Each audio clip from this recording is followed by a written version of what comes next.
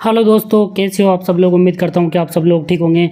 और दोस्तों, आज का वीडियो बहुत ही ज़बरदस्त होने वाला है, क्योंकि इस वीडियो को देखने के बाद आपको किसी से सोलर सिस्टम के लिए क्वेश्चन पहुँचने की ज़रूरत नहीं पड़ेगी, क्योंकि इस वीडियो को देखने के बाद आप खुद भी एक सोलर एक्सपर्ट बन जाएंगे। आपको बहुत ज़्यादा नॉलेज हो जाएगी सोलर के बारे में। तो आइए स्टार्ट करते हैं वीडियो को। बिल्कुल भी वीडियो को स्किप नहीं करना है। देखिए, पहली चीज़ मैं आपको समझाने वाला हूँ कि कितने एम्पियर का, जो मान लो आपका सोलर चार्ज कंट्रोलर 30 एम्पियर का है या 40 एम्पियर का है या 50 एम्पियर का है, तो उस पर कितने वाट के सोलर पैनल लगेंगे। दूसरी चीज़ मैं समझाने वाला हूँ कि जो सोलर चार्ज कंट्रोलर है वो किन लोगों को लगाना चाहिए, एसएमयू किन लोगों को लगाना चाहिए और इन्वर्टर हमें कौन सा चुनना चाहिए। देखिए, तो सबसे पहले हम बात करते हैं जो आपको मान लो आपके पास 10 एम्पियर का है। देखिए, पहले 12 वोल्ट सिस्टम की बात करूंगा। यदि फ्रेंड आपके पास 5 एम्पियर का सोलर चार्ज कंट्रोलर है तो उस पर आप मैक्सिमम 100 वाट तक के सोलर पैनल लगा सकते हो। यदि आपके पास 10 एम्पियर तक का सोलर चार्ज कंट्रोलर है तो उस पर 150 वाट तक के सोलर पैनल आप लगा सकते हो। यदि 20 एम्पियर का सोलर चार्ज कंट्रोलर है तो आप उस पर लगभग 400 वाट के सोलर पैनल लगा सकते हो। 12 वोल्ट सिस्टम की बात कर रहा हूँ। अगर आपके पास 30 एम्पियर का सोलर चार्ज कंट्रोलर है तो उस पर आप 600 वाट तक के सोलर पैनल लगा सकते हो।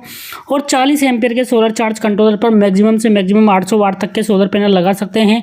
और यदि आपके पास 50 एम्पियर का 12 वोल्ट का सोलर चार्ज कंट्रोलर है तो उस पर आप 1000 वाट तक के सोलर पैनल लगा सकते हो। तो फ्रेंड, ये तो है 12 वोल्ट सिस्टम के लिए। और 24 वोल्ट सिस्टम में क्या होता है कि सब कुछ डबल हो जाता है। देखिए, 24 वोल्ट सिस्टम की हम बात करें तो 5 एम्पियर के सोलर चार्ज कंट्रोलर पर आप 200 वाट तक के सोलर पैनल लगा सकते हो। और हम बात करें यदि आप 10 एम्पियर का आपके पास सोलर चार्ज कंट्रोलर है तो आप 400 वाट तक के सोलर पैनल लगा सकते हो। और यदि 20 एम्पियर का है तो लगभग 800 वाट तक के सोलर पैनल लगा सकते हो। और यदि 30 एम्पियर का है तो लगभग आप 1200 वाट तक के सोलर पैनल लगा सकते हो। 40 एम्पियर का है तो 1600 वाट तक के सोलर पैनल लगा सकते हो। और यदि 24 वोल्ट का, यदि 50 एम्पियर का सोलर चार्ज कंट्रोलर है आपके इन्वर्टर में तो लगभग 2000 वाट तक के सोलर पैनल आराम से सपोर्ट कर जाएगा।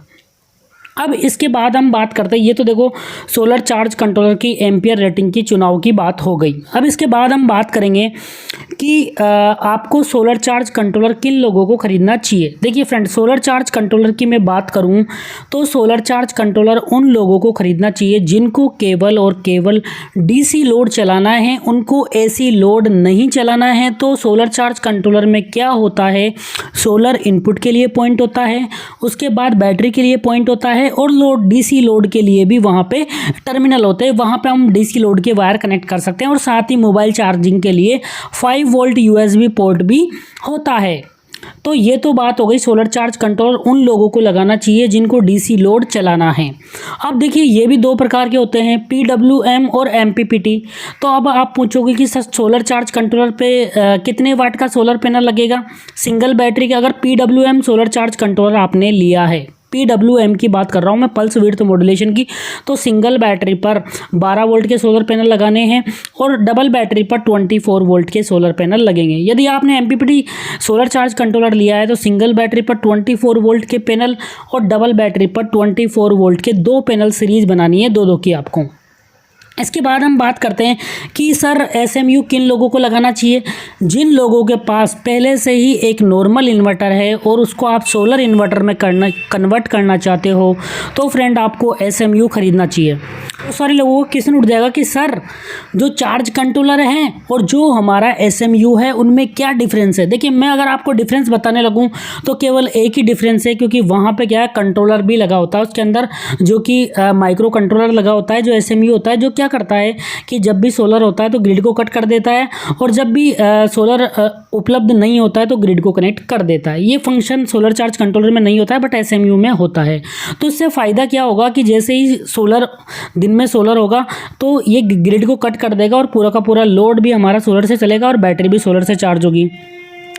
तो ये भी दो प्रकार के आते हैं।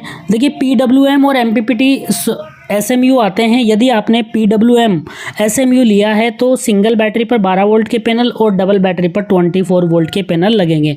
यदि आपने एमपीपीटी लिया है तो सिंगल बैटरी पर 24 वोल्ट के पैनल और डबल बैटरी पर 24 वोल्ट के दो पैनल की सीरीज बनानी है। अगर वीओसी भी अलग अलग होती है बहुत सारे इन्वर्टर की, तो उसके अकॉर्डिंग भी सपोर्ट करते हैं, बट मैं जनरलाइज बता रहा हूँ। अब हम बात करते हैं इन्वर्टर की बात करते हैं। अब देखिए फ्रेंड, इन्वर्टर में भी यहाँ पे 3 ऑप्शन होते हैं, ऑन ग्रिड, ऑफ ग्रिड और हाइब्रिड। तो फ्रेंड जो ऑफ ग्रिड सोलर इन्वर्टर होता है उसका प्राइस काफ़ी कम होता है और वो मतलब बैटरी से लोड चलाता है, बैटरी प्लस सोलर से लोड चलाता है।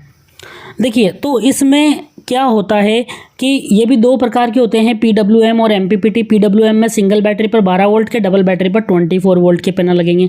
और आपने MPPT ले रखा है सोलर चार्ज सोलर इन्वर्टर, तो 12 वोल्ट की बैटरी पर 12 वोल्ट के पैनल 12 वोल्ट की बैटरी पर 24 वोल्ट के पैनल लगेंगे। और यदि 20 डबल बैटरी सिस्टम है तो वहाँ पर 24 वोल्ट के दो पैनल की सीरीज बनानी है, तभी आपको प्रॉपर आउटपुट मिलेगा। अब कुछ लोग बोलेंगे कि सर हम रहते हैं सिटी में, बिल्कुल भी लाइट नहीं जाती है, हमें केवल लाइट का बिल कम करना है, तो उन लोगों को लगाना चाहिए ऑन ग्रिड सिस्टम।